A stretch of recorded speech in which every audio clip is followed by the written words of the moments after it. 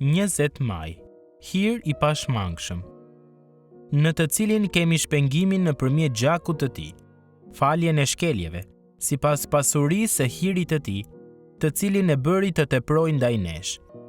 Efesianëve 1, 7 deri në 8. Hiri i Perëndisë për popullin e tij nuk njeh kufi dhe nuk qëndron brenda asnjë caku.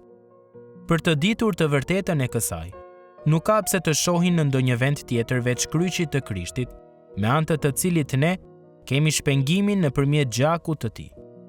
Te libri i Eksodit, Perëndia themeloi Pashkën, e cila pikturoi një tablo të lirisë së blerë me një çmim. Ai i udhëzoi izraelitët të flijonin një qengj që ishte pjesë e familjes dhe ta përhapnin gjakun e tij mbi shtalkat e portave të tyre, për të parandaluar një vizitë nga engjëlli i vdekjes, ndërsa ai kalonte nëpër Egjipt. Banorët e secilës prej atyre familjeve besnike ju shmangën gjykimit të Perëndisë, pra vdekjes së birit të parëlindur, vetëm sepse në vend të tij ishte therrur një qengj. Eksodi 12, 3 deri në 13. Izraelitët ishin skllëvër të faraonit. Në mënyrë të ngjashme, të gjithë ne hyjmë në këtë botë si skllëvër të mëkatit dhe të vdekjes.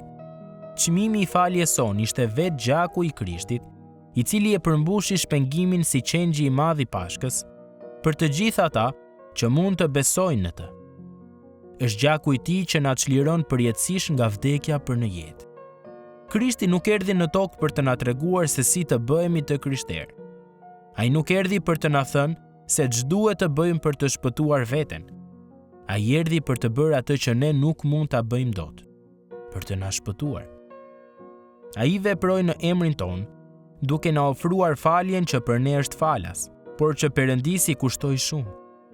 Ne nuk guxojmë të mendojmë se Perëndia thjesht vendosi të anashkalojë mëkatin ton. Përkundrazi, vdekja e Krishtit në kryq përthith gjykimin që ju dhe unë meritojmë. Shenjtëria e Perëndisë kërkon që të paguhet dënimi për mëkatin, dhe biri i tij siguroi pagesën. Teksa mendon për këtë, pali nxitet të thëras. I bekuar qoftë Perëndia dhe Ati i Zotit ton Jezu Krisht. Efesianëve 1:3. Marrja parasysh e hirit të Perëndisë duhet të na shtyjë gjithmonë të lavdërojmë. Mirëpo, vini re frazën që përdor Pali te vargjet 7 dhe 8. Pasurisë së hirit të tij, të cilin e bëri të teprojë ndaj nesh. Hiri i Perëndisë është si një rrebesh. Ai është përmbytës. Perëndia e ka derdhur atë mbi secilin prej fëmijëve të tij, duke mos kursyer asgjë, dhe ai do të vazhdojë ta bëjë këtë për gjithë përjetësinë. Imagjinoni sikur sapo keni mbaruar së ngrëni në një restorant luksoz dhe dikush ju merr faturën duke ju thënë: "Këtë e kam unë, do ta paguaj." Këtë ju ka thënë Perëndia në shkallën më madhështore që mund të imagjinohet. Ai nuk po thotë se nuk duhet bërë asnjë pagesë. Ai po thotë se tashmë e ka bërë pagesën. Hiri i Perëndisë është përtej çdo kufiri. Ai shtërrihet më larg se sa mund të shohë syri ose mund të kuptojë zemra.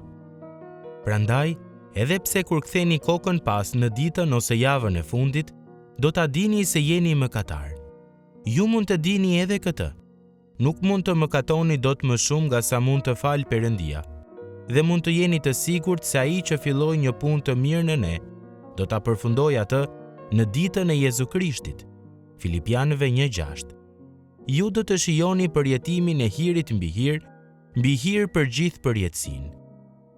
Ish veç ky hir që më ka shpëtu, e më çon drejt vendit tim.